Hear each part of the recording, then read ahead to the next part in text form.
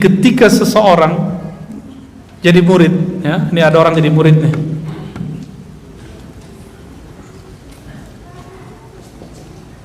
Murid itu bahasa Arab, artinya yang berkehendak mengenal Allah. Udah jadi bahasa Indonesia ya? Ini pertanda bahwa dulu yang jadi guru di negeri ini adalah para sufi. Ya, murid ini jika sudah mengenal Allah, maka Allah lah yang mengenalkan dirinya. Disebut murad. Ini torikot lama di zaman dulu.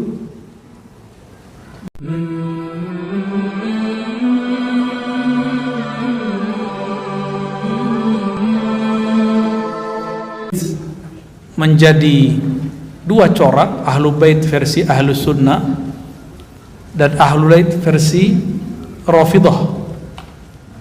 Rafidah ini Ahlul Bait yang membenci Abu Bakar, Umar, Utsman, dan hampir semua istri Nabi mereka benci, kecuali Khadijah, ya, Ummu Salamah barangkali. Jadi mereka benci sekali dengan sahabat-sahabat Nabi, bahkan kepada Aisyah. Dulu kalau disebut Syiah itu positif, tidak ada masalah. Di zaman dulu Syiah itu pengikut Ali, lawan Muawiyah, itu politik. Belakangan gerakan ini menjadi sebuah akidah. Maka ada beberapa zuriat Nabi protes kepada saya, semua Habib itu Syiah. Saya tanya, Syiah apa dulu? Syiah mahabbah pengikut Sayyidina Ali atau Syiah Rafidah? Saya tanya gitu. Kalau cinta Sayyidina Ali, maka semua kita Syiah. Ya enggak? Benar, antum cinta Sayyidina Ali enggak? Kita semua cinta Sayyidina Ali, tapi jika cinta Sayyidina Ali membenci sebagian sahabat, maka itu tidak termasuk Syiah yang kita maksud. Ya. Jadi Syiah itu sebuah istilah politik yang kemudian berubah menjadi istilah agama. Karena ada politisasi agama. Ini yang bergawat nih di Indonesia mulai ini. Dulu saya kajian, Bapak Saudara makan Allah, tentang kajian Ma'rifatur Ruh, nggak ada yang protes. Giliran saya ngisi di Kemenak, dicari-cari kesalahan saya. Ya, oh kayaknya emang ada yang nggak seneng kita buka ilmu ini. Jadi antum nggak usah balas-balas ya, biarin aja ya. Ya. Jadi nggak usah khawatir. Saya kemudian diperkarakan masalah Al-Ghaus, Al-Mahdi. Antum coba cek, apakah pernah saya menaskan menyebutkan Al-Mahdi seseorang? Kan nggak ada. Ada nggak di kajian saya? Hah? Pak Hashim ikut saya kan selama ini kemana-mana ikut ngaji, sampai ke puncak saya diikutin. Pernah nggak saya mengatakan Al-Ghaus Al-Mahdi si fulan? Pernah nggak? Nggak ada. Justru saya mencintai semua Ahlul Bait karena saya khawatir nanti dari keluarga mereka keluar Al-Mahdi gitu. Cuma sekarang saya punya guru, mursyid saya banyak. Mursyid saya ini Thariqat Samaniyah saya ngambil kepada Abu Ya Hasan Basri, sudah wafat, dan anaknya Abu Ya Darlis bin Hasan Basri. Dan saya diijazahkan Naqsyabandiyah dan Samaniyah, Qadiriyah, Khalwatiyah. Itu ijazah dari mereka. Tapi mereka sudah wafat, ayah dan anak sudah wafat. Lalu saya berguru kepada Abu Ya Kasril, Maulana Kasril Al-Khalidi An-Naqsyabandi, masih hidup. Beliau ummi, gak mau nerima ijazah tapi karena keummiannya. Tapi kita paksa supaya tetap memimpin zikir karena kita butuh ilmu zikirnya. Adapun ilmu tentang baca kitab, saya bilang biar saya backup. Masih hidup sekarang. Ada satu lagi yang ummi juga, Abu Ya Masri namanya. Bukan orang Mesir Pak, tapi mukanya ke orang Mesir emang. Guru saya dulu Dr. Bashiri Abdul Mu'ti, ngajar juga di Darussunnah, ngajar di UIN juga dulu. Beliau ahli dirasa Islamiyah lah, keilmuan Islamnya lengkap, syair bisa, tafsir bisa, nahwu bisa, usul fikih bisa, apa aja bisa. Mukanya mirip. Saya mikir jangan-jangan emang dia dari Mesir nih, keturunan dulu ya.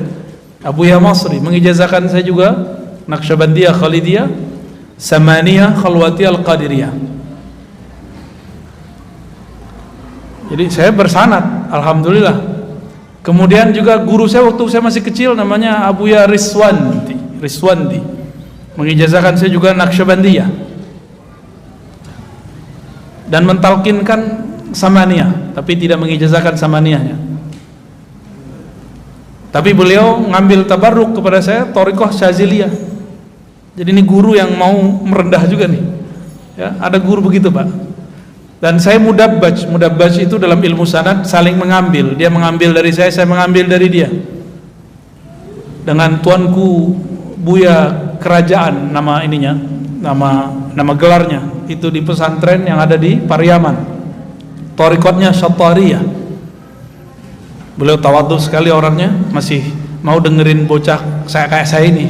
Di umur beliau kan saya masih kecil. Tapi setiap kali pulang beliau minta, ayo ngajar kitab sebentar gitu di tempat beliau. Dulu kalau nggak di rumahnya, kalau nggak di pesantren. Dan masih banyak lagi beberapa thariqah dan masyayikh yang mengijazahkan.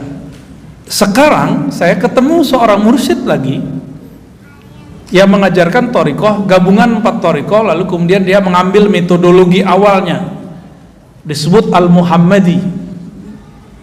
Jadi gabungan Naqsyabandiyah, Qadiriyah, Syaziliyah, Tijaniyah. Nama guru saya itu Abiya Ahmad Al-Badar. Dan mereka beda-beda. Yang 4 yang tadi itu orang syariat semua. Kalau yang ini Malamatiyah. Kalau Malamatiyah tahu sendiri, ujiannya langsung ke dalam jantung antum itu, sir antum diuji. Saya ketemunya setelah saya berdoa lama bertahun-tahun. Ya Allah, pertemukan saya dengan wali Allah yang mempunyai ma'rifat tentang engkau. Ujiannya berat. Ketemunya di mana? Dia orang Jakarta tapi ketemunya di Uzbek. Jadi saya karena dari kecil belajar Naqsyabandiyah, saya pengen ziarah ke Naqsyabandiyah dan minta izin, minta kepada Allah, ya Allah pertemukan saya dengan wali-wali Allah. Ternyata saya sekamar dengan beliau. Malam-malam kenalan sampai kami di kota Bukhara. Jadi turun di Tashkent, dari Tashkent terbang lagi ke Bukhara, sekamar. Kata beliau, maafin ya kalau saya agak nyeleneh. Iman saya itu mulai diuji tuh. Pandangan batin saya mulai diuji. Pak. Kak, aneh kenapa? Saya panggil dia Syekh. Dulu belum ada aneh-aneh, pakaiannya masih biasa ke orang biasa. Terus beliau bilang ke saya, ini sering ada kontak batin dengan Sayyidina Al-Khidir. Wah, merinding saya waktu itu. Beneran nih orang nih, wajahnya kok nggak ada tampangnya sama sekali. Pakai jam mahal, ya, pakai baju, pakai celana levis. Pusing juga kita tuh mikirin orang nih, ini zohirnya begini. Dicek sosmednya gaya-gayaan. Terus saya kan karena khawatir tidak mau mengulangi kesalahan yang dulu diberitakan Allah dalam surat Al-Kahf. Itu bukan salah dosa tapi salah adab. Sayyidina Musa ingkar gak ke Nabi Khidir? Ya, saya nggak mau mengingkari hal yang sama lagi. Maka saya dalam hati, ya Allah, jika ini benar tolong kasih saya pertanyaan yang membuat dia tidak tersinggung. Maka saya bertanya, Syekh, kalau saya ketemu Nabi Khidir dalam batin, di dalam rohani, itu cara taunya gimana? Itu bahasa halus daripada saya mau nanya gini ke dia, muka kayak kamu ketemu Nabi Khidir, tahu dari mana tuh Nabi Khidir gitu. Mau nanya begitu, tapi batin saya mengatakan tanya baik-baik, siapa tahu dia beneran. Maka saya bertanyalah, Syekh, kalau saya yang ketemu Khidir, Balia bin Mulkan, itu tahu benernya gimana?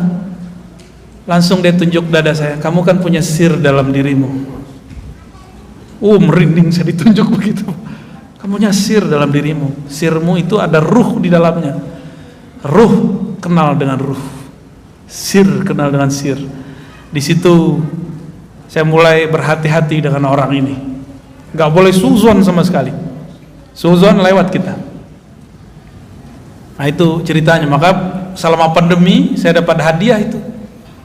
Hadiah mulazamah, diminta beliau ngajar hikam di tempatnya. Jadi ceritanya saya diminta ngajar hikam di tempatnya. Pak Rozi bisa ngajar hikam nggak? Oh siap, saya ngajar hikam lah di sana. Waduh, saya diuji Pak. Ngajar hikam, orangnya main PS. Hikam kan mengajarkan berbaik sangka, benar nggak? Dia main PS, saya bisa nggak baik sangka sama dia? Selesai saya ngajar hikam, saya duduk bersama beliau, nemenin beliau main PS. Ternyata beliau ini satu napas nggak pernah lupa kepada Allah Subhanahu Wa Taala. Jadi ketika main segala macam, ada sirnya turun, diambil kertas, dia tulis. Saya mau nanya waktu itu, Syekh, ente tahu nama ruh, dalilnya mana? Ada nggak ulama terdahulu yang ngomong nama ruh? Jadi dulu saya termasuk meragukan nama ruh, ya, termasuk yang meragukan nama ruh. Dan itu kepala saya mau pecah Pak, mau ngomongin masalah nama ruh. Karena selama ini saya belajar thariqah, saya asli belajar thariqah dan dapat ijazah kemursidan. Beda dengan orang di luar sana yang anti dengan masalah ini, dia belajar thariqahnya cuma lewat kitab atau cuma baca rotib-rotib aja, nggak pernah suluk 40 hari, nggak pernah suluk sekian hari, nggak pernah ikut suluk tarekat apa. Saya ngikutin dan emang nggak ketemu dalam kitab-kitab yang pernah saya baca. Ternyata saya kurang baca kitab. Ada ternyata. Kata beliau, ente cari, lagi main PS. Ini orang nggak pernah nyantri Pak. Tapi dia bilang saya belajar kitab tasawuf bukan di sini, tapi di alam lain. Wah, kan pusing lagi kita. Selama ini saya tahu nama kitabnya Ghunyah, karya Syekh Abdul Qadir Jilani. Lagi habis main PS dia bilang, tutup. Kamu kalau ragu bab ruh, padahal saya nggak nanya Pak, cuma di hati doang. Kamu kalau ragu masalah ruh, cari kitab Syekh Abdul Qadir Jilani, buka kitab Al-Ghunyah. Kitab apa? Al-Ghunyah. Saya mikir kapan orang ini baca kitab Ghunyah. Kitab itu saya udah punya, cuma nggak tahu waktu pindahan nggak ketemu. Saya beli lagi itu kitab. Benar, sekarang 2 eksemplar saya punya, ketemu lagi itu kitab. Jadi saya beli kitab itu seminggu setelah dari ketemu. Saya waktu itu datang sekali seminggu. Udah hampir khatam nggak ketemu-ketemu. Tambah shock di hati nih. Oh kayaknya nih asal tebak-tebakan doang nih. Tapi kemudian masih ada sisa 1/5 lagi belum saya baca. Tutuplah. Kirim dulu Fatihah ke Nabi SAW. Al-Fatihah li ruhin Nabi SAW. Lalu saya fatihain juga beliau yang bilang itu. Kalau ente benar nih pasti ketemu langsung nih. Benar, saya buka ketemu halaman itu langsung. Tapi ketika buka itu, saya udah bolak-balik belum paham juga. Baca balik. Bagian mana ya? Ulang lagi. Yang ketiga baru ketemu. Jadi ketika seseorang jadi murid, ya, ini ada orang jadi murid nih.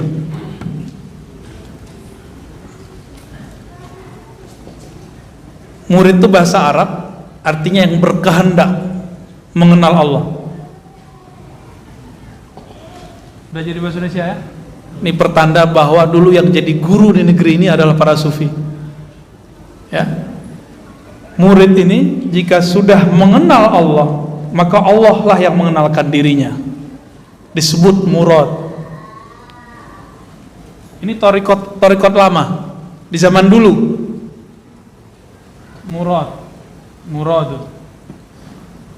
Murad itu Allah yang mengenalkan diri kepadanya. Dalilnya apa? Jika hamba mendekat 1 jengkal, Allah mendekat. Hamba mendekat berjalan, Allah mendekat dengan. Maka orang itu yang dikehendaki Allah. Zahirnya dia yang berkehendak, batinnya Allah lah yang berkehendak. Maka disebut murad. Jika si murid sudah faham bab ini, dia nggak merasa zikirnya lagi yang hebat, dia nggak merasa sholatnya lagi yang dahsyat, tapi dia merasa semua ini anugerah dari Allah, baru disebut murad. Habislah iradah dia dalam iradah Allah, lenyaplah kudrat dia dalam kudratnya Allah. Ketika itu Syekh Abdul Qadir berkata, Allah akan menamakannya dengan nama-nama yang hanya Allah yang tahu. Hanya Allah yang tahu itu maknanya dua. Benar hanya Allah yang tahu dan para walinya atau nabi-nabi. Karena di Quran kan ada la ya'lamul ghaiba illallah, tidak mengetahui yang gaib kecuali Allah. Kecuali Allah memberitahu, kata Imam Suyuti. Kepada siapa Allah kasih tahu? Nabi dan wali-walinya. Nabi dan wali-walinya. Di situ ada kalimat Allah akan menamakan orang ini dengan nama-nama yang hanya Allah lah yang tahu. Makna keduanya, nama-nama itu banyak, hanya Allah yang tahu berapa banyak nama itu. Ternyata ini kan teman kita nih, Bang Dodo, juga berguru kepada Syekh Hisham. Kata Syekh Hisham juga sama ya, satu orang bisa punya nama lebih dari satu. Syekh Hisham Kabani, tahu Syekh Hisham Kabani, murid Syekh Nazim. Syekh Abdul Qadir ngomong begitu loh ya. Allah akan beri lakop dia dengan lakop itu gelar yang hanya Allah yang tahu. Bisa berarti hanya Allah yang tahu dan para walinya, atau hanya Allah yang tahu berapa jumlah daripada gelar-gelar tersebut gitu. Dan itu semuanya gelar-gelar dan nama-nama makom dan ma'rifat. Disitulah saya kemudian tambah tasdik. Itu belum tasdik bener, masih proses ya, bertahap. Maka teman-teman, apa yang diragukan oleh kawan-kawan saya para asatidz sekarang, saya memaklumi dan saya tidak marah ya. Jadi antum, para dai, para masyayikh, mungkin sebagian habaib yang meragukan ini, saya tidak akan marah, saya tidak akan suudzon.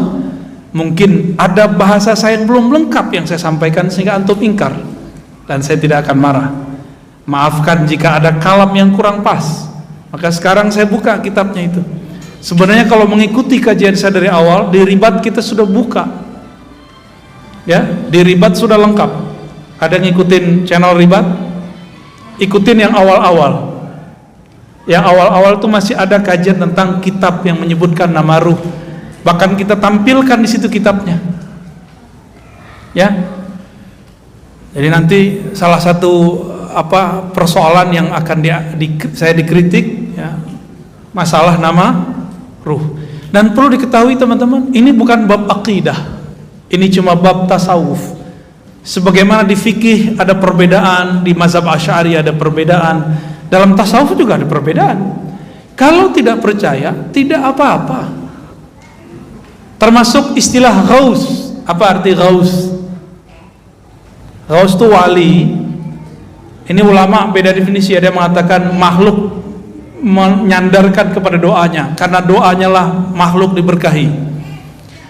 Itu terjemahan kitab-kitab lama. Tapi kalau saya menerjemahkan al-ghaus adalah orang yang paling kenal Allah, namanya, sifatnya, af'alnya, bahkan zatnya.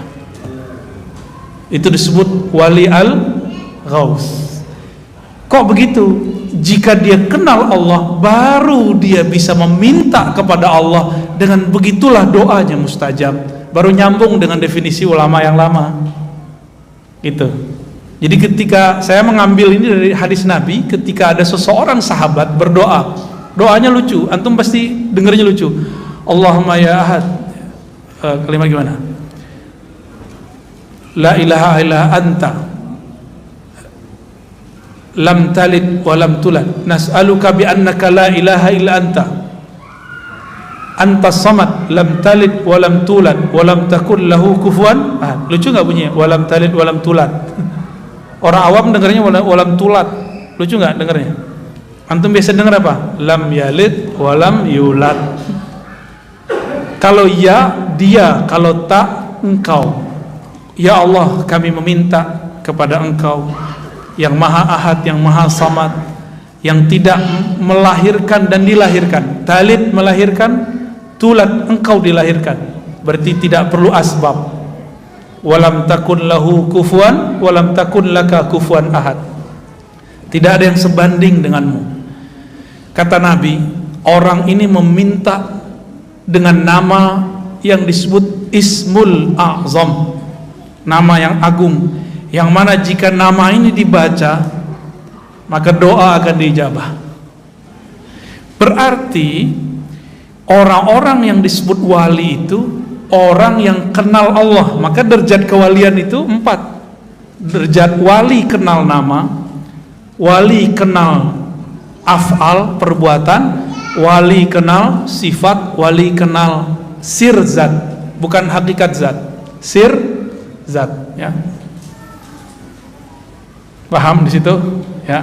Nah, yang kita pelajari di Aqidatul Awam adalah sifat Allah, ya. Yang kemudian dimulai dari sifat zat itu wujud.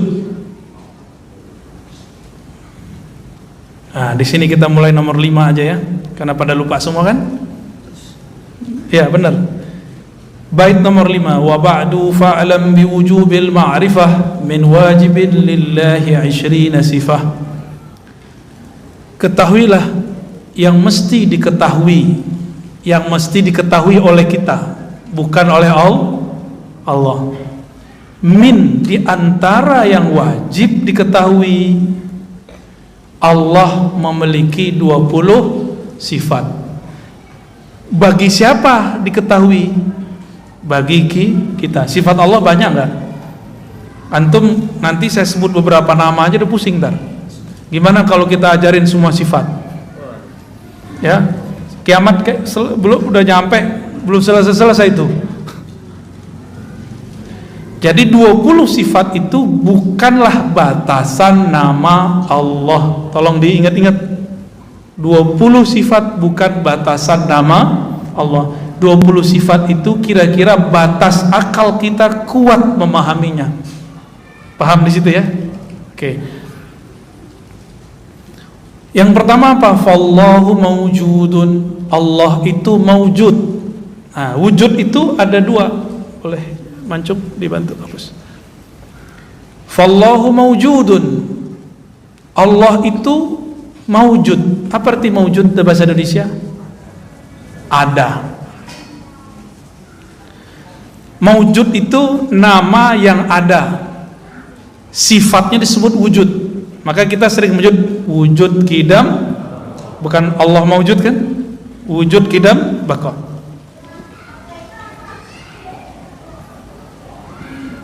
Wujud di alam semesta ini ilmu akidah. Saya bukan ngomong ilmu tasawuf ya. Kita garis dulu. Karena istilahnya sama, nanti maknanya berlainan. Istilahnya sama, nanti maknanya berlainan. Wujud ini dibagi 2 aja. Kalau ulama sih bagi 3 ya. Kita bagi 3. Wajib, disebut wajibul wujud, yang mesti ada, yang tidak mungkin tidak ada. Ulama ahli akidah, ahli kalam menggunakan akal dan nakal. Nakal Quran, dalil teks, untuk menetapkan wajib wujudnya Allah. Allah itu wujudnya gimana sih? Jadi gimana metodenya? Akal dan nakal. Tapi coba antum ngomong sama non muslim, bisa nggak pakai surat kulhu? Dia nggak percaya, maka akalnya dulu yang ditembak. Ya, kita ajak dia mikir. Mungkinkah air ini tidak ada yang buat? Nggak mungkin. Ini orang-orang non muslim nih yang ateis. Mungkinkah masjid ini tiba-tiba terjadi aja? Dia pasti bilang nggak mungkin. Kita gedein lagi, mungkinkah bumi ini tidak ada yang buat? Oh nggak mungkin, mesti ada. Jika satu botol ini aja ada yang buat, masa alam semesta nggak ada yang buat? Maka ini disebut wajibul wujud. Mesti ada. Mustahil tidak ada. Mustahil tidak ada. Itu kalau di matematika negatif kali negatif, jadi apa? Itu yang disebut wajib. Wajibul wujud, yang wajib wujudnya, yang akal kita akan mustahil mengatakan dia tidak ada. Cuma akal hanya sampai mengatakan dia ada, titik gitu. terusannya dia mesti menggunakan dalil-dalil Al-Quran dan Sunnah. Inilah kehebatan ahlul kalam. Perbedaannya dengan filsafat. Filsafat sampai kepada keyakinan bahwa alam ini ada yang mencipta. Karena filsafat itu dulu juga turunan ajaran para nabi, tidak seperti yang dikarang-karang oleh kelompok anti filsafat yang mengatakan filsafat ini buatan Aristo. Bukan. Filsafat itu dulu sudah ada semenjak zaman-zaman para nabi. Aristoteles dalam riwayat yang dinukil oleh Syahrastani adalah seorang murid yang terhubung kepada Nabi Sulaiman. Nabi Sulaiman nabi bukan? Gimana? Kira-kira mau anti filsafat? Ya. Kita cuma anti filsafat yang membuat kita mengingkari Allah gitu. Jika ada ya biarin aja. Tapi kita nggak butuh kok filsafat. Kita sudah ada ilmu akidah. Antum sudah punya ilmu akidah. Tapi kalau mau tahu, saya dosennya. Tapi juga dosen hadis. Lebih lama ngaji hadis, itu aja bedanya. Maka saya tidak menghadas-hadaskan filsafat, karena kita tahu hakikat filsafat itu apa. Nggak seperti yang dibayangkan mereka. Ya, ini wajib. Dan yang wajib wujud itu cuma Allah Subhanahu wa ta'ala. Ada wujud yang lain, disebut mungkin.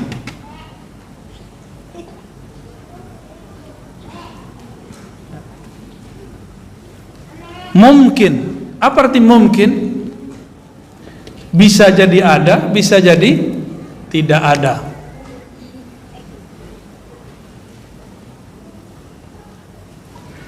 Mungkin ini udah jadi bahasa Indonesia. Mungkin ada mungkin secara, ini ada dua ya.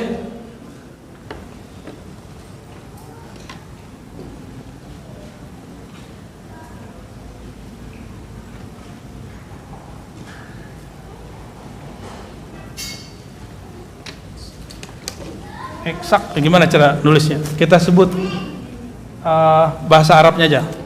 Tabi'i.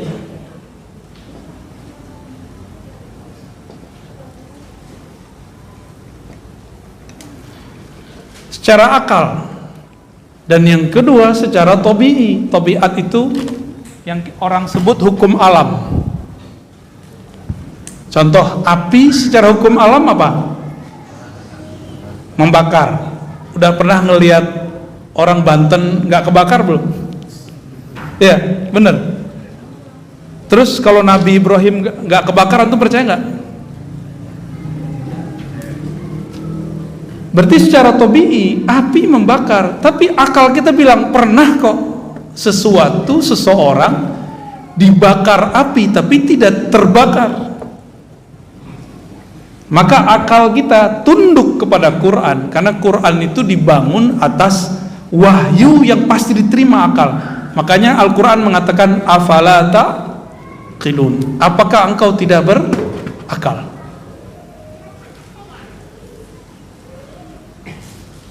Habislah iradah dia dalam iradah Allah, lenyaplah kudrat dia dalam kudratnya Allah. Ketika itu Syekh Abdul Qadir berkata, Allah akan menamakannya dengan nama-nama yang hanya Allah yang tahu. Hanya Allah yang tahu itu maknanya dua. Benar hanya Allah yang tahu dan para walinya atau nabi-nabi. Karena di Quran kan ada la ya'lamul ghaiba illallah, tidak mengetahui yang gaib kecuali Allah. Kecuali Allah memberitahu, kata Imam Suyuti. Kepada siapa Allah kasih tahu? Nabi dan wali-walinya. Nabi dan wali-walinya. Di situ ada kalimat Allah akan menamakan orang ini dengan nama-nama yang hanya Allah lah yang tahu. Makna keduanya, nama-nama itu banyak, hanya Allah yang tahu berapa banyak nama itu.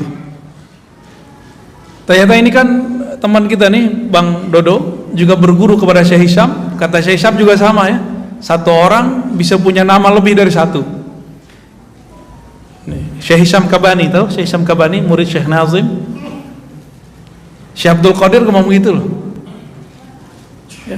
Allah akan beri lakop dia dengan lakop itu gelar yang hanya Allah yang tahu.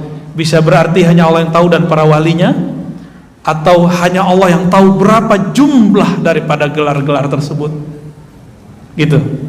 Dan itu semuanya gelar-gelar dan nama-nama makom dan ma'rifat. Disitulah saya kemudian tambah tasdik. Itu belum tasdik bener, masih proses ya, bertahap.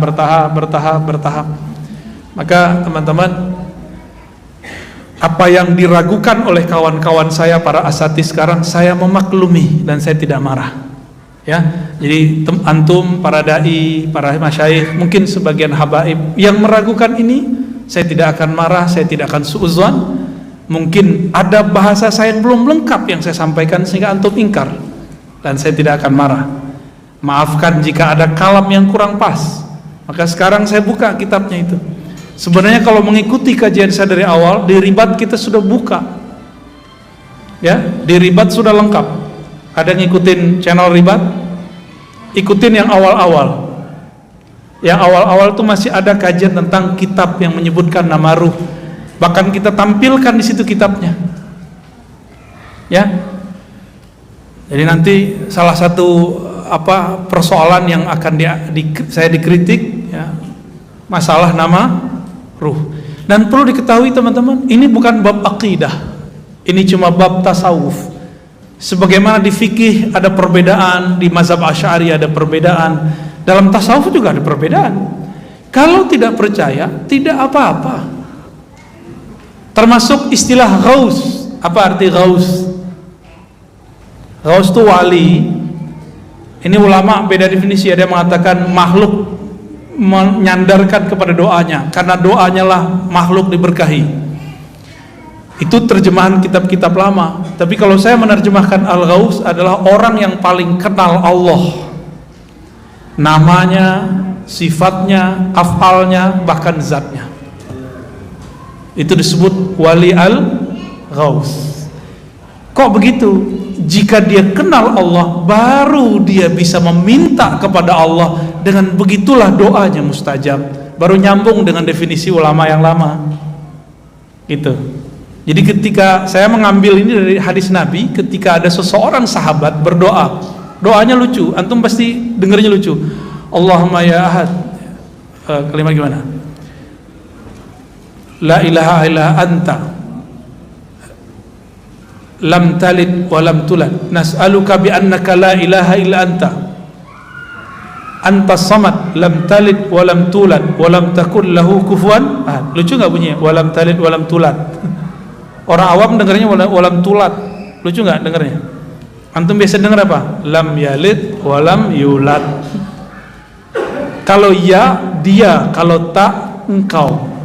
Ya Allah, kami meminta kepada engkau yang maha ahad, yang maha samad, yang tidak melahirkan dan dilahirkan. Talid melahirkan, tulat engkau dilahirkan.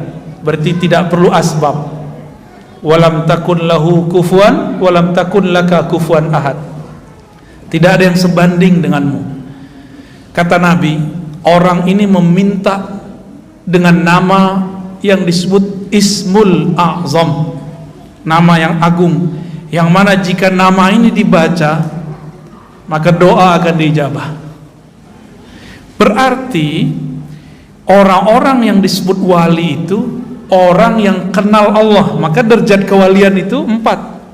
Derajat wali kenal nama, wali kenal af'al perbuatan, wali kenal sifat, wali kenal sir zat, bukan hakikat zat, sir zat ya. Paham di situ ya? Nah, yang kita pelajari di Aqidatul Awam adalah sifat Allah ya. Yang kemudian dimulai dari sifat zat, itu wujud. Nah, di sini kita mulai nomor 5 aja ya, karena pada lupa semua kan? Ya, benar. Bait nomor 5, wa ba'du fa'lam biwujubil ma'rifah min wajibin lillahi 20 sifah.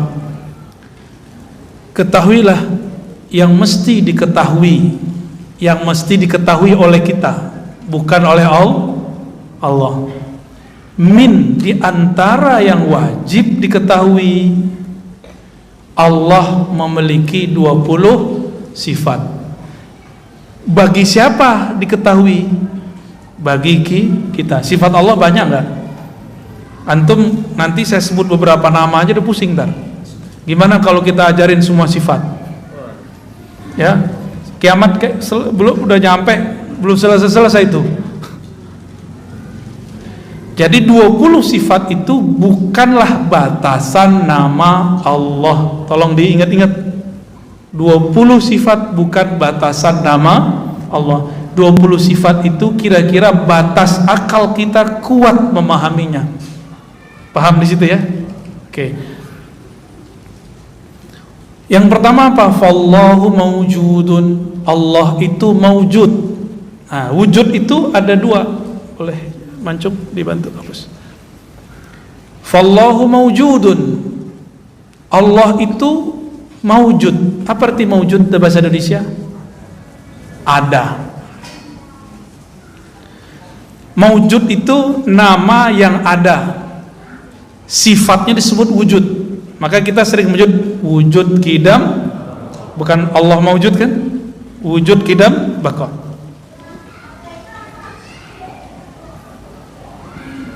Wujud di alam semesta ini ilmu akidah. Saya bukan ngomong ilmu tasawuf ya. Kita garis dulu.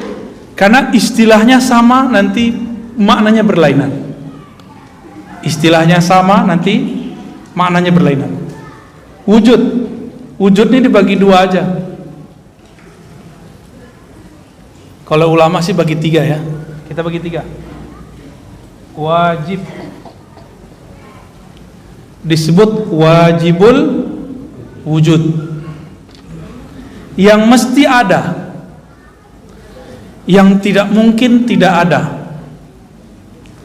Ulama ahli akidah, ahli kalam menggunakan akal dan nakal.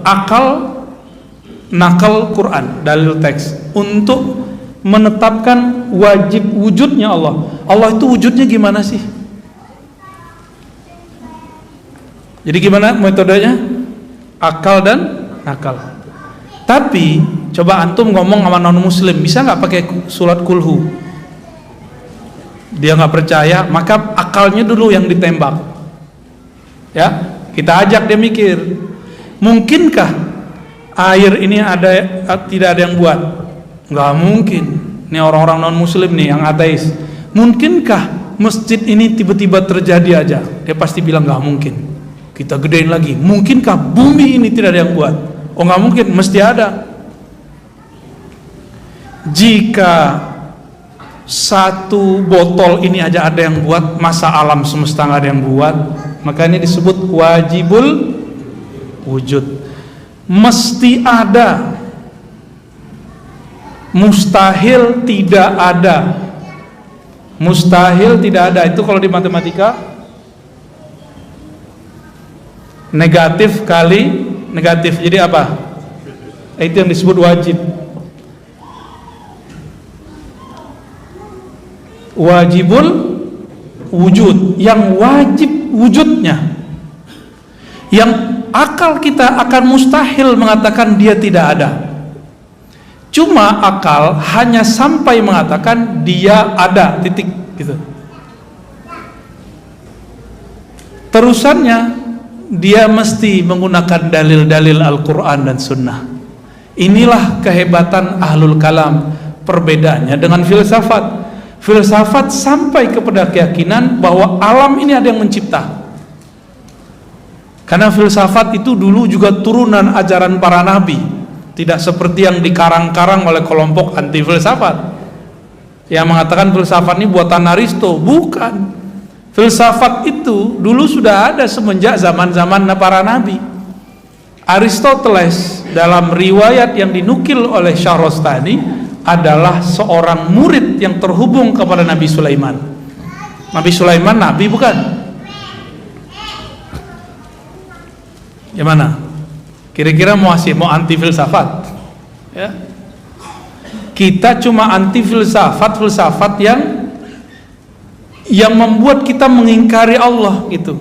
Jika ada ya biarin aja. Tapi kita nggak butuh kok filsafat. Kita sudah ada ilmu akidah. Antum sudah punya ilmu akidah. Tapi kalau mau tahu, saya dosennya. Tapi juga dosen hadis, lebih lama ngaji hadis, itu aja bedanya. Maka saya tidak menghadas-hadaskan filsafat, karena kita tahu hakikat filsafat itu apa, nggak seperti yang dibayangkan mereka. Ya, ini wajib. Dan yang wajib wujud itu cuma Allah Subhanahu wa ta'ala. Ada wujud yang lain, disebut mungkin.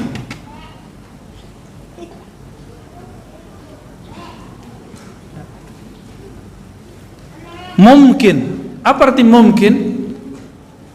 Bisa jadi ada, bisa jadi tidak ada.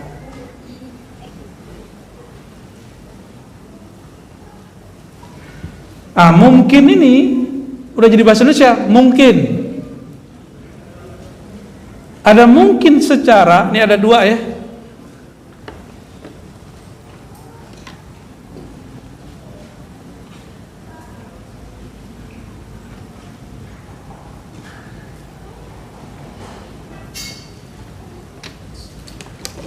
Eksak, gimana cara nulisnya? Kita sebut bahasa Arabnya aja. Tabi'i.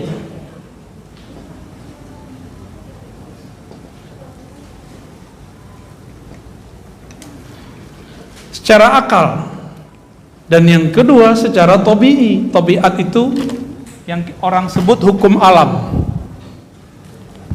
Contoh api secara hukum alam apa? Membakar. Udah pernah ngelihat orang Banten nggak kebakar belum? Ya, bener. Terus kalau Nabi Ibrahim nggak kebakaran tuh percaya nggak? Berarti secara tabi'i api membakar, tapi akal kita bilang pernah kok seseorang dibakar api tapi tidak terbakar.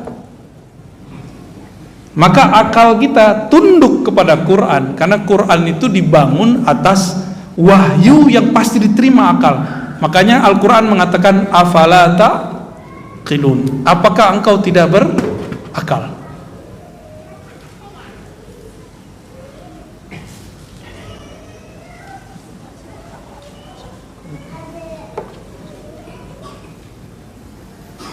Jadi akal itu beda dengan logika. Akal beda dengan logika. Logika itu bahasa Arabnya mantik, logik. Bahasa Yunaninya logos. Orang sering bilang, oh nggak masuk logika. Itu dia keliru. Logika itu ada premis. Kalimat satu, kalimat dua, kalimat tiga. Nah itu namanya logika. Contoh gini, bumi ini, jangan pakai bumi, segala sesuatu yang berubah-ubah itu dicipta. Segala sesuatu yang berubah-ubah itu dicipta. Antum berubah nggak dari kecil? Siapa yang merubah? Ayah, ibu? Enggak. Makanan? Enggak. Bumi berubah-ubah nggak? Malam, siang, malam, ada yang merubah? Pasti ada yang merubah. Segala sesuatu yang berubah dicipta. Bumi berubah-ubah, maka bumi pasti dicipta. Ini waktunya sampai jam berapa nih? Apa diundur azannya? Gimana pengurus? Cuma sekali sebulan doang nih. Ya, yang penting jamaahnya ada, ditakhir tapi jamaah. Nanti kita komat aja ya. Oke. Lagi nanggung kan? Secara kasat mata api membakar, tapi kejadian Nabiullah Ibrahim tidak dibakar. Maka akal harus mengatakan secara tabi'i api wajib membakar. Disebut dalam ilmu akidah hukum adi. Hukum adi itu kita sebut hukum adat, tapi adat dalam bahasa Indonesia beda dengan adat dalam bahasa Arab. Ada itu artinya yang berulang-ulang. Ayah dari guru saya Syekh Muhammad Said Ramadan Al-Buti mengatakan, karena setiap hari kita melihat api membakar kertas, membakar rokok, maka kita mengatakan api pasti membakar, maka disebut hukum adi. Adi sesuatu yang berulang. Coba, air yang mengenyangkan, air yang menyegarkan, nasi yang mengenyangkan. Karena setiap pagi selesai kita sarapan, kita kenyang. Benar ya? Setiap pagi, maka kemudian kita berkesimpulan bahwa airlah yang menyegarkan, nasilah yang disebut hukum. Sedangkan ini disebut hukum akli.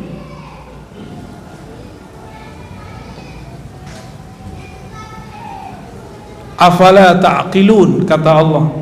Hukum akli.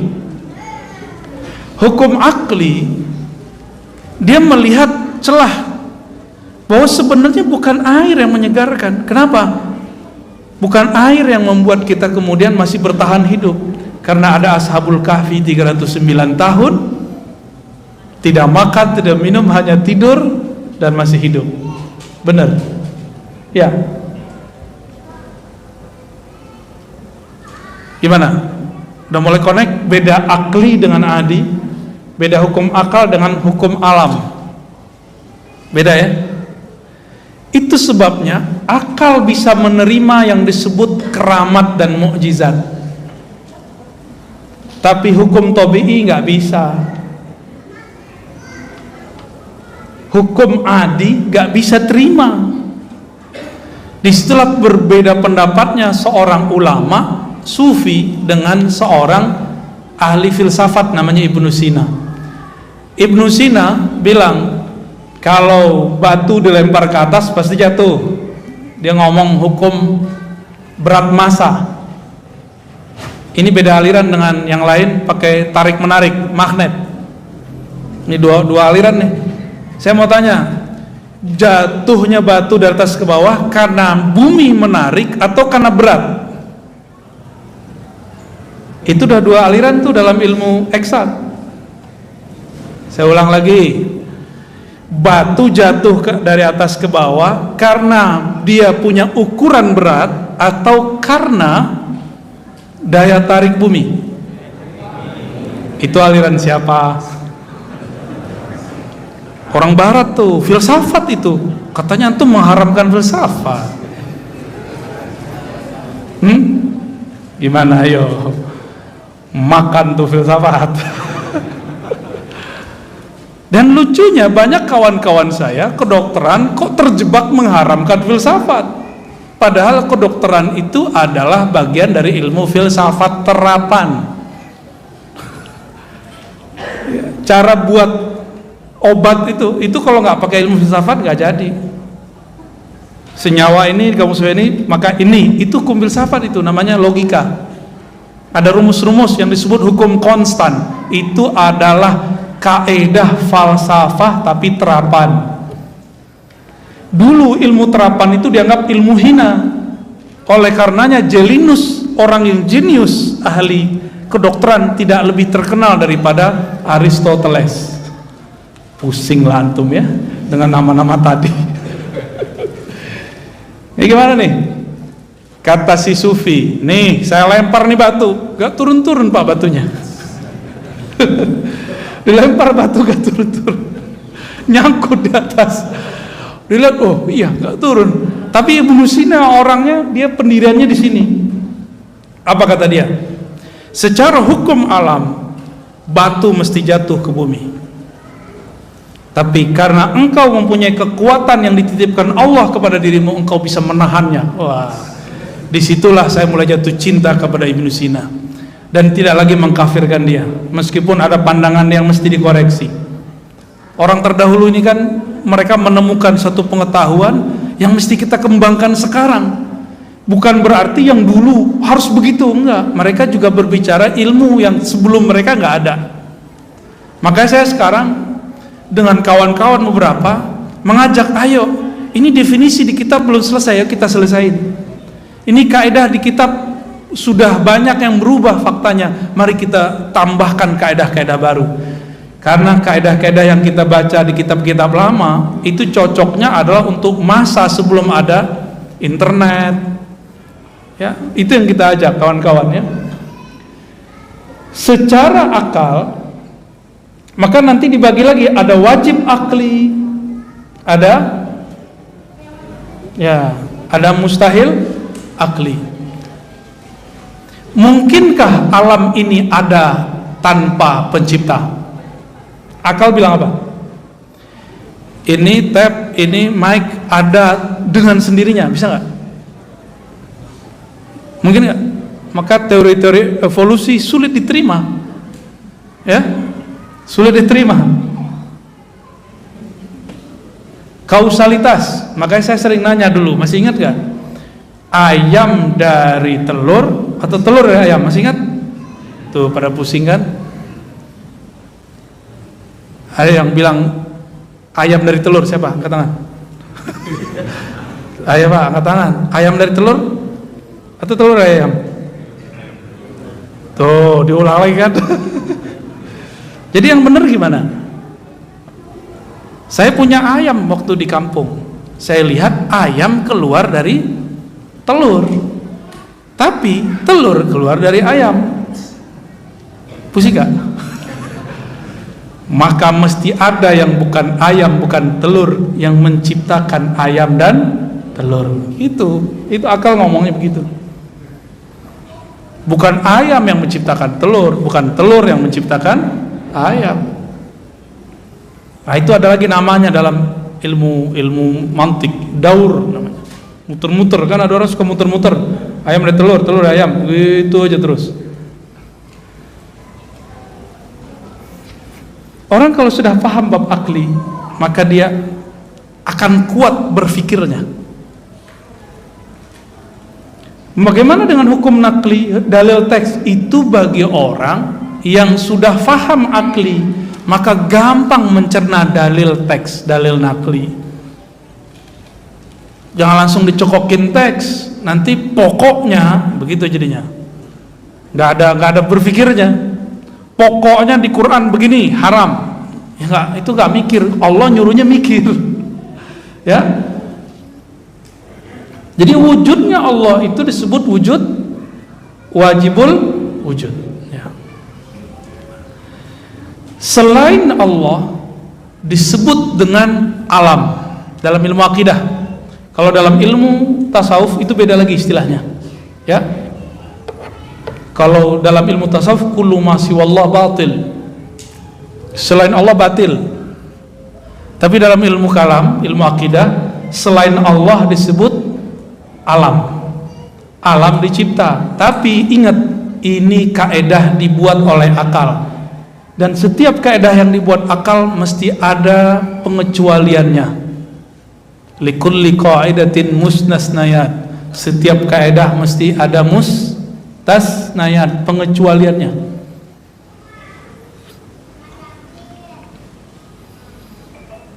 Ketika kita mengatakan bahwa alam ini ada, alam ini apa? Segala sesuatu selain Allah. Oke. Nah, turunan alam boleh dihapus, Cuk. Ini bagian terakhir yang mau saya jelaskan. Alam itu dapat lagi dibagi. Pertama namanya jisim, benda. Tapi bukan benda dalam bahasa Indonesia. Bukan jisim dalam bahasa Indonesia.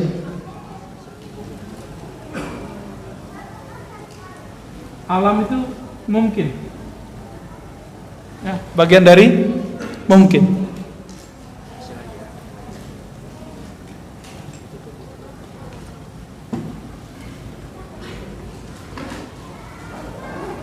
Ini istilahnya Pak, saya susah membahasakannya, tapi saya terjemahin ya.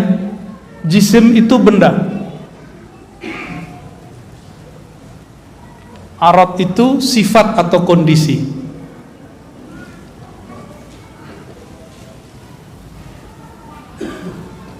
Ini terjemahan paksaan ya. Sampai hari ini belum ketemu terjemahan yang pas. Jisim, benda, sifat, kondisi. Contoh, ini apa namanya?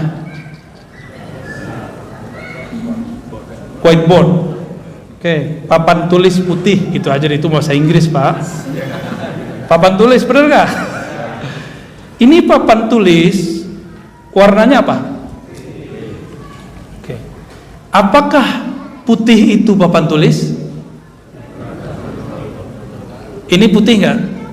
Tapi bukan papan tulis. Muka saya putih nggak, Pak? Untuk Bapak putih lah ya. Ini putih? Apalagi? Itu cat putih nggak? Oke. Sifat atau kondisi salah satunya warna. Di warna disebut dengan arad. Dia ada pada benda. Benda itu dibagi dalam ilmu akidah jadi dua, benda kasar, benda halus. Saya tambahkan yang ketiga, nuriyun, cahaya. Jadi di kitab cuma dua, Pak. Kasar, halus, cahaya. Ini ijtihad, bisa jadi salah, bisa jadi benar, tapi insya Allah ini benar. Kasar, halus, nuriyun, bersifat seperti cahaya. Kasar contoh, ini kasar apa halus? Kasar. Bertempat nggak? Halus, udara. Udara bertempat nggak? Nggak bertempat, Pak. Udara, salah satu sifat udara masuk seperti air. Dia masuk ke tempat yang kurang massa udaranya, seperti air. Kadang udara itu ada kelembabannya, ada airnya, Pak. Lupa ya. Ini saya yang kuliah agama, Bapak kuliah umum, masa lupa? Udara itu adalah kelembabannya nggak? Ada. Terus cahaya, itu kelihatan cahaya? Cahaya butuh ruang. Ada ruang nggak yang ditempati? Ada ruang. Maka benda itu punya karakter. Apa karakternya? Termasuk ini, bertempat. Berarti alam bertempat gitu. Warna tempatnya di benda, benda bertempat di fisik tempat yang lain. Coba bayangkan ada whiteboard tapi bukan di satu tempat, bisa nggak? Nggak bisa. Kalau Bapak bisa mikir, berarti otaknya masalah tuh. Memikirkan suatu benda tidak pada satu tempat. Coba lihat, alam ujungnya ini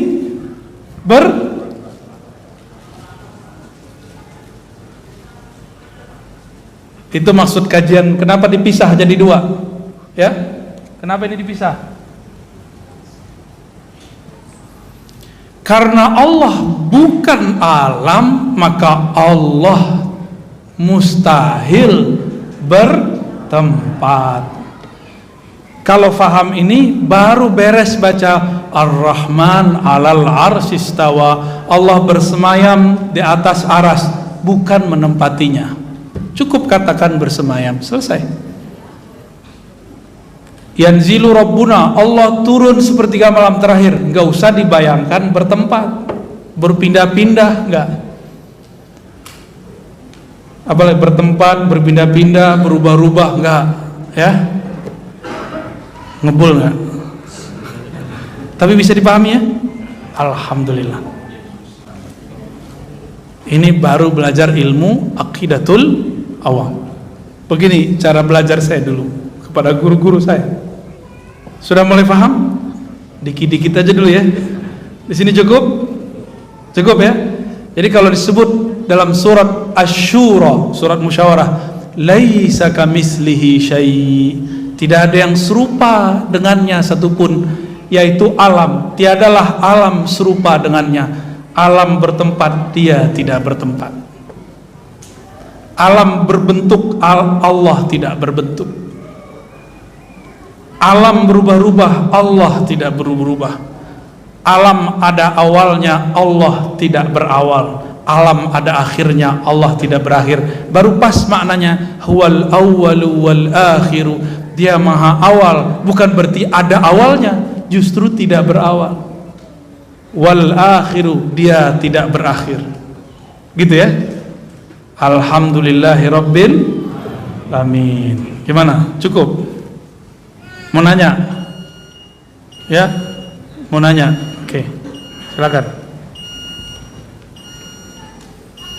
Benar bisa dipahami? Kalau enggak kita ganti metodenya. Bisa ya? Ya, silakan. Langsung aja.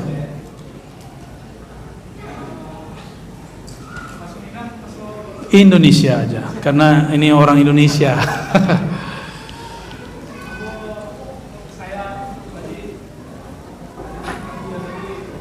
Ini nih. Ya, silakan.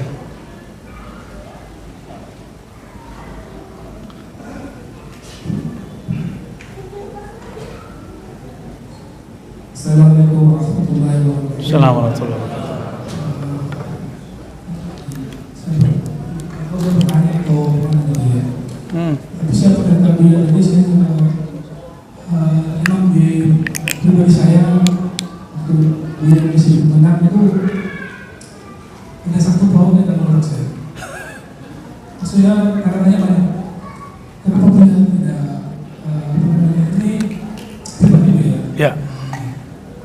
Kenapa dia tidak berkuat? Kenapa tidak apa namanya? Maksudnya itu Menolak. Ya. kemenangan. Betul. Itu dari buktinya sama saya. Terus ada jawabannya nggak? Belum. Oke, baik. Terus kemarin itu saya mengamalkan Yahya dan Ayub, tapi masih banyak itu ya. Artinya banyak yang rusak ini. Mungkin secara permata nggak bisa dengan Buya, saya beramal ya. Amalan lagi itu kan. Karena bisa memperbaiki. Oke, baik. Baik. Itu dari. Ya. Antum nanya kayak beliau juga nggak? Kenapa saya ngisi di Kemenang? Udah tahu kan? Ya. Saya diundang sebelum masalah Gus Menak itu. Oke. Itu pertama. Kalau janji mesti ditepati. Saya mau nanya, mereka Muslim nggak? Oke, mereka Muslim? Kalau saya bikin janji dengan mereka, saya wajib nggak menepati? Jangan dibayangkan honornya, Pak. Honornya kecil. Jangan tanya honor, antum suuzon mana? Dosa tuh. Ya. Saya diperintah oleh salah satu guru saya. Dulu kan saya nggak mau masuk ke wilayah itu sama sekali. Kalau tidak ada di antara kita yang berdakwah di kalangan umarah, maka nanti ada kelompok ekstrim yang akan masuk. Kamu harus masuk. Maka saya katakan labbaik ya syekhi. Baik Tuan Guru, saya terima mandatnya. Maka mulailah habis itu besoknya itu ada orang dari Kemenak ngundang saya. Dan saya terima. Kemudian terjadilah kasus video itu yang dipotong itu. Dan saya berjanji kepada teman-teman, saya akan sampaikan keluhan antum. Dan saya sampaikan. Coba kalau saya nggak diundang, siapa yang mau nyampein? Saya sampaikan. Dan ternyata orangnya humble dan saya bilang, Gus, minta maaf saja. Meskipun maksud antum bukan itu, minta maaf saja. Tapi ternyata kayaknya beberapa timnya tidak berkenan. Cukup buat klarifikasi lewat tulisan. Saya bilang mesti video, karena orang sekarang malas baca. Buatlah video, antum minta maaf. Ya, nggak tahu kan, kita nggak boleh maksa orang, kita cuma boleh menasihati. Ya. Dan seandainya pun dia benar-benar maksud begitu, itu kan merugikan dia. Dan dia ngomong begitu, saya nggak mungkin lah, kata dia nih. Jadi saya minta klarifikasi, benar gak ente maksud begitu? Aduh Buya, katanya, saya ini kan orang Nahdiyin, yang paling berisik pakai toa kan orang NU, benar gak? Bukan orang Muhammadiyah, bukan orang Salafi, bukan Ikhwani, yang paling berisik itu NU. Karena orang NU ini suka beragama tuh rame, asik, bener gak? Kayaknya rame gitu, seru gitu, hidup negeri itu kayak rame. Justru kalau saya konsisten dengan ini, bahwa maksud saya adalah syiar-syiar ini, saya yang rugi, kan saya orang NU katanya. Ya terserahlah, walau alam. Yang penting kalam-kalam nasihat saya sampaikan. Kalam nasihat saya sampaikan. Dan nyampe nasihat kasar-kasar atau lembut kalau kita nasihatin orang?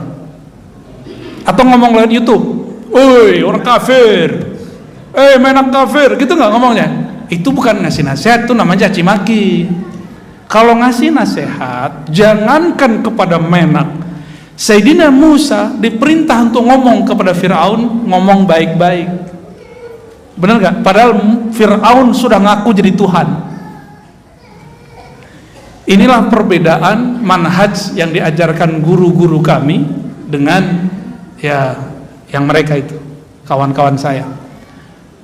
Semenjak saat itulah mulai muncul tuh kajian ruh dipermasalahkan. Baru tadi nggak ada masalahnya, nggak ada yang mempermasalahkan. Ya nggak masalah sih, memang ini sudah hak dan kewajiban saya, dan memang sudah hak saya dapat ujian ini.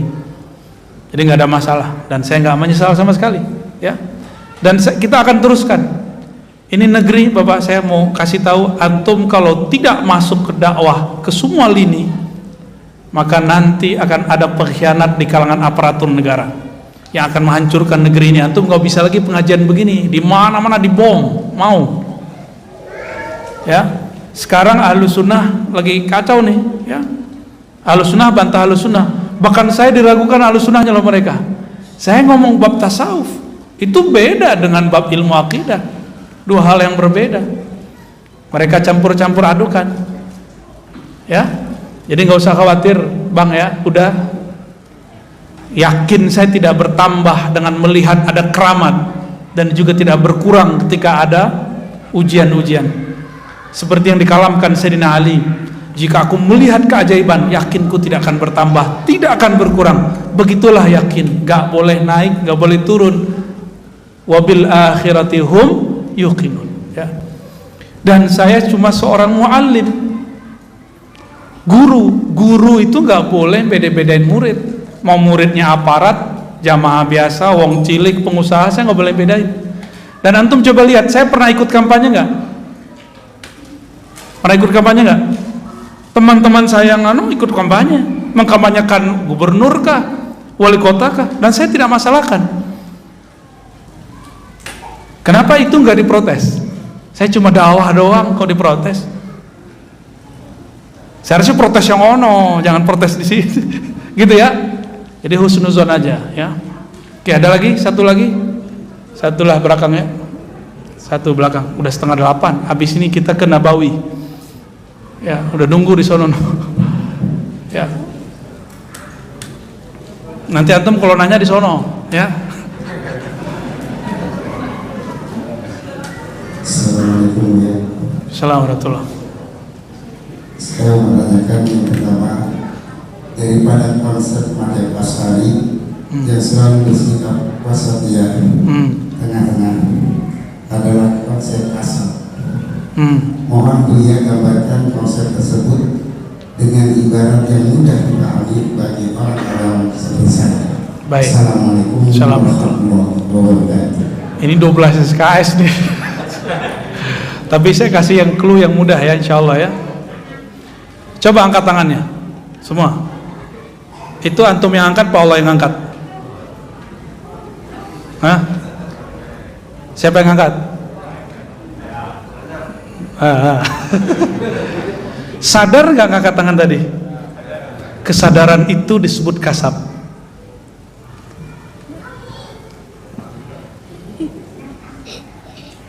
Kasab itu artinya usaha. Inilah yang dipertanggungjawabkan nanti di akhirat.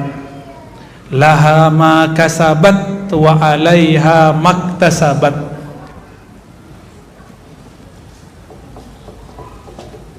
Paham?